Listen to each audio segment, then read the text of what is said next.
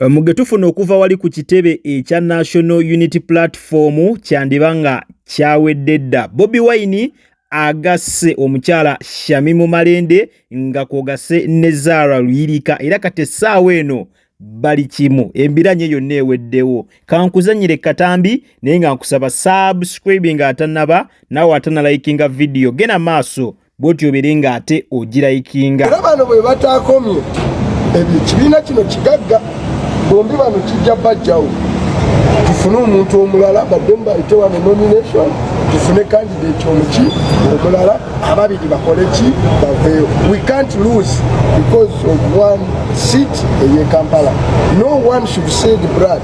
Tell mwana waffe agenda kufa kwekubagana wakifo kimu ekyaki mu Kampala. N'abalala n'abawa foot soldiers n'abalala sibasaba mwenna mukakane nga 15 nga ziwedde 16 tujja kuba tufuna omuntu omu agenda okubeera memba waki wa palamenti ate yajja okuwangula kyekirungi. Emitingi etudde era nga yayitiddwa Deputy President wa Buganda Region era nga yayitiddwamu nze Shamimu Malende nayitibwamu ne Speaker avuganya ku kifo kino babiri era nga Secretary General agibaddemu ne akulira akakiiko k'ebyokulonda ne deputy we. Meeting omugaso gwayo enkulu kubadde kutunuulira ekifo kya Kampala kino kikwatiddwa kitya kubanga ekibiina kirabye nga kitandise okubanga kiruuzinga okusinziira ku ngeri campaign eno webadde egenda mu maaso ng'erinnya ly'ekibiina litandise okubanga lireetebwa mu ttaka so ne kyagala kitereezeemu n'okuwabula engeri campaign zino gye zirina okutambula nga ffenna tusigadde tuli ba Luganda nga ate n'abawagizi baffe basigadde ba kibiina nga tuli ku mulamu ogumu ogw'okukyusa Uganda. So olukiiko olubaddewo oluvannyuma lwa byonna ne tukkaanya ffenna wamu n'abayisa olukiiko nti tu encouraging abawagizi baffe ffenna naffe ffennyini obuteenyigira mu kwekkakkanya oba omu okusindika abantu be babeere nga bakkakkanya omulala. Buli omu aweemu n'ekitiibwa tubeere nga tukompiitinga mu ngeri ewamu buli omu ekitiibwa era ewa n'ekibiina kyaffe ekitiibwa. Era ekyokubiri ne tutegeezebwa nti Deputy President wa Buganda agenda kutandika ku process ey'okulaba nti ekifo kino tukiteesaako ani abasigalamu ani abadde ewalala kubanga kirabise mu kibiina nti ekibiina kisobola okubanga ffenna abakulembeze abakompitinze kitwetaaga era eyo process tuliza Deputy President abeere nga agitulambika bulungi. Ensonga ey'okusatu ekibiina kigambye nti bwe kinalaba nga waliwo alina abawagizi nga bavoola oba nga bavuma kijja kukwata oyo alina abawagizi abalumbooli kimuggyemu kimudisqualifying oba ffenna babiri kituggyemu kiyite bupya ba contestants abapya. So mu bimpimpi bibadde ebyo naye nga twagala just kutegeeza abantu baffe mwenna gye muli nti tusigale nga tukampeininga mu mirembe nga bwe tubadde nga tukola twongere mu bwongezi maanyi zimbisa muntu wo tugende mu maaso zimbisa ekibiina zimbisa President waffe Kyagulanyi Ssentamu oyogere ne ku Uganda empya ne protest vote.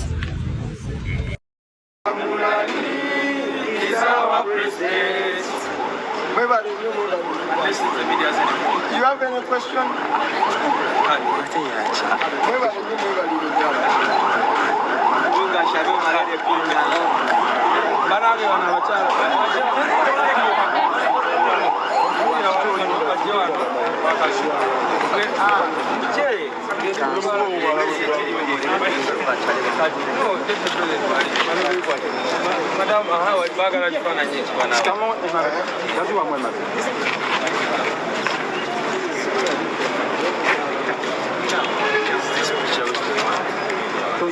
Actually, mugenda kuddamu kwate ngalo wano ku kifaananyi era mwekwate mugala. Good. One campaign without any Butereevu ku mukutu Jeka Media kokyali kusaba subscribing mukwano gwange gwabadde tannabakulabika nga ate osubscribinga video eno beera nga ogimpera like ku ssaawa eno yennyini. Gano nno mawulire malungi eri bannankyukakyuka.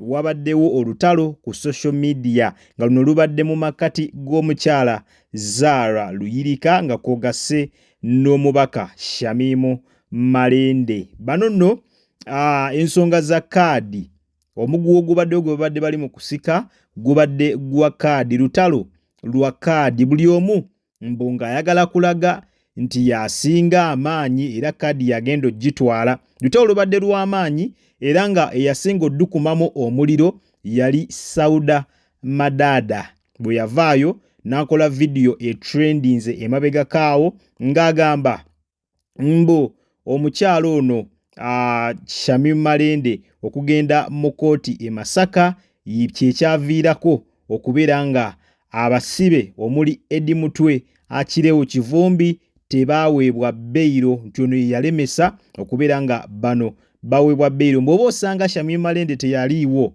osanga bandibadde babawa beyiro. So nga bagamba ye ng'agamba oyo mukyala nti Shamim Malende kino yali akikozesa olw'embeera y'akalulu gye balimu essaawa eno kwongera kukakasa mbu ng'akikola kwagala kulaga kukakasa nti ddala ayina mu ngeri emu oba endala gy'ayambamu ekibiina kino ekya National Unity Platform, naddala nga balina abantu baabwe be bakutte abayambako n'ayita mu mateeka n'abeera ng'ate babayimbula. Kakati nno embeera eyo yaleetera ttiimu eya Zara Luyirika okulumba Shamim Malende nga bagamba nti ebyo byonna byali mu kkola agezaako kakasa, agezaako kubeera ng'ate akakasa, naye ng'ekyamazima kyo Shamim Malende yali abeereddewo aba political prisoners, yali ababeereddewo era bangi baateebwa ku lulwe nga yayiwawo omubiri gwonna gwonna. Kati embeera eyo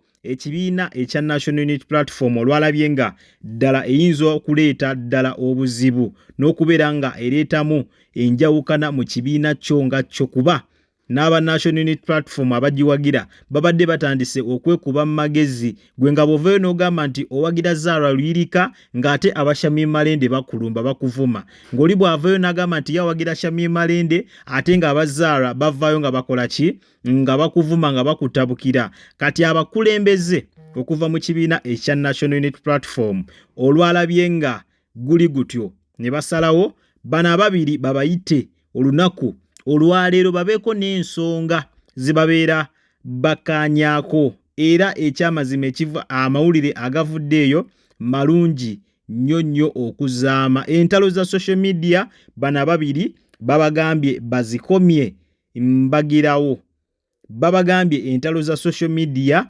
bazikomye mbagirawo, balinde ng'ennaku z'omwezi 16 17 omwezi ogujja bajja kuba bategeera ani yanywedde mu banne akendo, bajja kuba bategeera ku bano ababiri ani ddala agenda okukwatira National Unity Platform bendera okuvuganya ku kifo ekya Kampala Woman MP. Kati nno ne babagamba entalo ez'ekito babeere nga bazikomya mu nnambiro.